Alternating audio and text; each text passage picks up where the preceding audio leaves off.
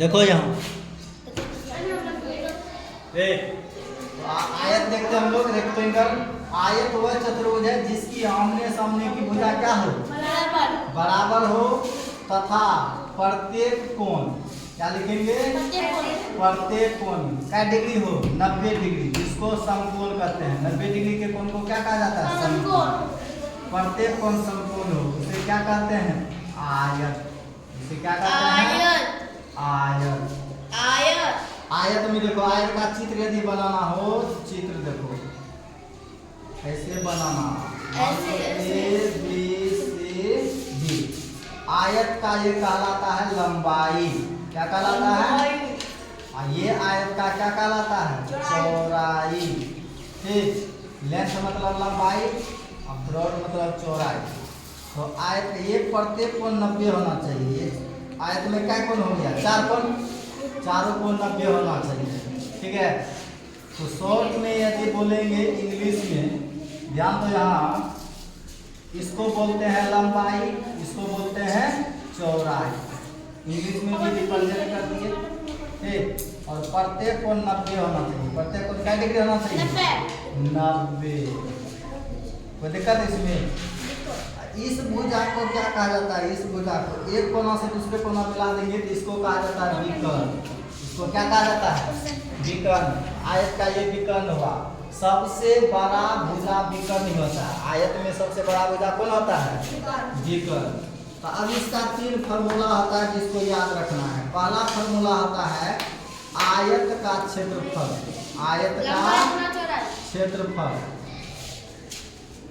आयत का क्षेत्रफल का मतलब है कोई आयताकार खेत है, उस पूरे का क्षेत्रफल देगा निकालेंगे तो इसका फार्मूला होता है लंबाई गुना चौड़ाई। इंग्लिश में L गुना B भी कर सकते हैं। क्षेत्रफल का इंग्लिश होता है एरिया। A बराबर लेंथ मतलब लंबाई, ब्रॉड मतलब चौड़ाई, L गुना B। यह भी याद रख सकता है, इसको जो याद है याद कर लेना। दूसरा होता है आयत का परिमाप। आयत का क्या कहलाता है, परिमाप। तो आयत का परिमाप सुनो किसको कहते हैं, यहाँ ध्यान दो, समझो इसको। आयत का परिमाप, मान लो ये आयत है, ये क्या है रे, आयत। आयत का ये हुआ लंबाई, ये हुआ चौड़ाई। ये लंबाई थी, ये भी क्या कहलाएगा, लंबाई ये कहलाएगा। ये चौड़ाई है, ये भी कहलाएगा चौड़ाई। तो चारों भुजा को परिमाप कहा जाता है। एक जगह से दौड़ना स्टार्ट करो, फिर वहीं आ जाएगा, तो एक चक्कर ही परिमिति कहलाता है। इस चारों तरफ पार घेरेगा, इसी को परिमाप कहते हैं। चारों को जोड़ेंगे, ध्यान दो, L A मान लो, B मान लो, C मान लो, D मान लो, तो L plus B plus L plus B। L का बड़ा 2 बार, L जोड़ L 2L, B जोड़ B 2B, 2 कॉमन ले लो, 2 इंटू क्या बन गया, L प्लस B। इससे यही फार्मूला बन जाता है 2 इंटू L मतलब हो गया लंबाई प्लस चौड़ाई। तो इंग्लिश में परिमाप, परिमाप का पेरीमीटर होता है P से रिप्रेजेंट करेंगे तो 2 इंटू L प्लस B। तीसरा फार्मूला होता है, तीसरा भुजा क्या है, विकर्ण। तीसरा याद रखना है आयत का विकर्ण। तीसरा क्या याद रखना है, आयत का विकर्ण। यही ना आयत का विकर्ण। तो आयत के विकर्ण में थोड़ा समझ लो क्या कहलाता है। तो डायरेक्ट फार्मूला जो होता है √L² प्लस B²। तो विकर्ण को D से रिप्रेजेंट करते हैं, diagonal. Diagonal √L² plus B², लंबाई स्क्वायर प्लस चौड़ाई स्क्वायर। अब इस पे एग्जांपल एक देखते हैं। जैसे सवाल रहेगा आयत की लंबाई, आयत की लंबाई 10 मीटर और चौड़ाई 8 मीटर, तो कहेगा क्षेत्रफल और परिमाप निकाल। 2 चीज दे दिए, परिमाप निकाल। इसको कैसे बनाएंगे, ध्यान दो, इसको हल कैसे करेंगे, ध्यान दो। लंबाई देना है क्या मीटर, 10 मीटर, L बराबर 10 मीटर लिख लो।